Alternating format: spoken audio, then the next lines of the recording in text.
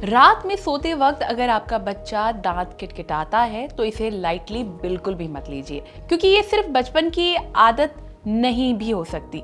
इस कंडीशन को medical language में ब्रूसिज्म कहते हैं, यानी नींद में अनजाने में दांत पीसना या किटकिटाना। लेकिन अगर लंबे समय तक ये प्रॉब्लम चलती रहे तो दांत घिसने लगते हैं, जबड़ों में दर्द होने लगता है, सिर दर्द और आगे चलकर डेंटल प्रॉब्लम्स भी हो सकती हैं।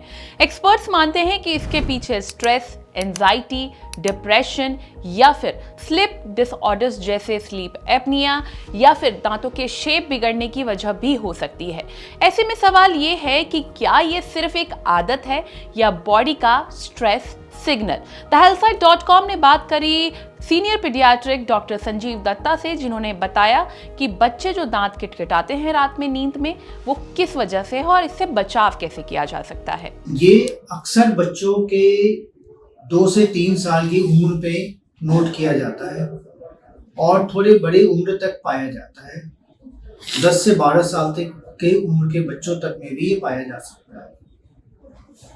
सामान्यतः ये समस्या पेरेंट्स को बहुत अपसेट करती है, लेकिन इसकी वजह अक्सर पेरेंट्स समझते हैं कि पेट में कोई कीड़े होने की वजह से बच्चे दांत किटकिटा रहे हैं, बट जबकि इसकी वजह अलग होती है।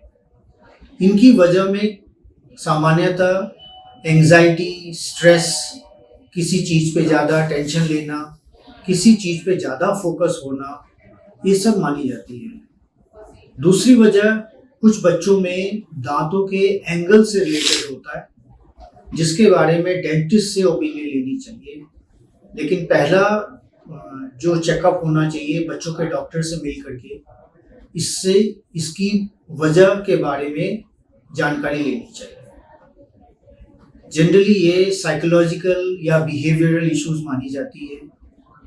दूसरी वजह इसके दांतों का कुछ एंगल से रिलेटेड होता है, दांत अच्छे से फिट नहीं हो रहे, जिसकी वजह से दांत किटकिटाना हो सकता है। कुछ बच्चों में ये एसिड रिफ्लक्स, पेट की जो एसिड्स होते हैं, कई बार वो बैक प्रेशर दे रहे होते हैं, इसकी वजह से हो सकता है। बट सबसे ज़्यादा कॉमन वजह ये बिहेवियरल इश्यूज होते हैं।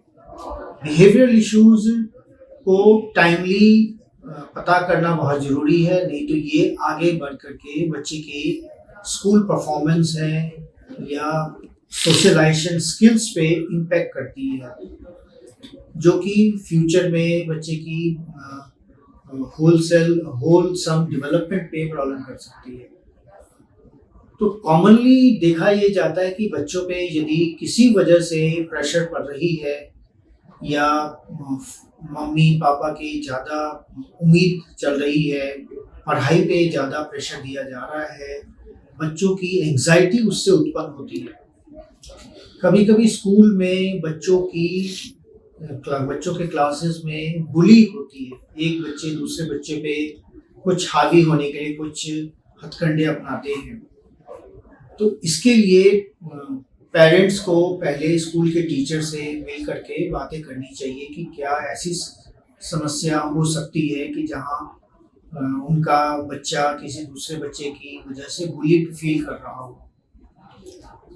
यदि बच्चों में स्कूल की तरफ से कोई इश्यूज नहीं आ रहे हैं तो अक्सर पेरेंट्स को अपने में पहले छानबीन कर लेनी चाहिए।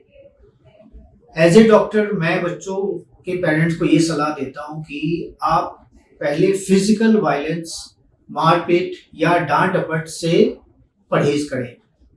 बच्चों की एक कॉम्प्लेक्स इंफिनिटी कॉम्प्लेक्स ना आए, इनके लिए जरूरी है कि हरदम बच्चों को सपोर्टिव किया करें, हर चीज में उनको सपोर्ट करें, किसी वजह से उनको हीन भावना उत्पन्न ना होने दें।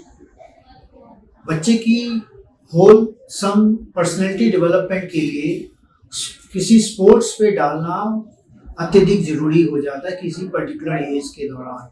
जैसे 5-6 साल के बच्चों को यदि आप किसी स्पोर्ट्स में डालते हैं तो उनका मन उन स्पोर्ट्स के जरिए काफ़ी एक सेल्फ एस्टीम बढ़ जाती है, और फिर इस तरह की समस्या जैसे दांत किटकिटाना या नाखून चबाना या नींद में बड़बड़ाना, ये सब हरकतें कम करते हैं। आई होप डॉक्टर ने जो टिप्स बताए हैं वो आप ज़रूर फॉलो करेंगे, आपको समझ में आ गया होगा इसके पीछे रीज़न क्या है।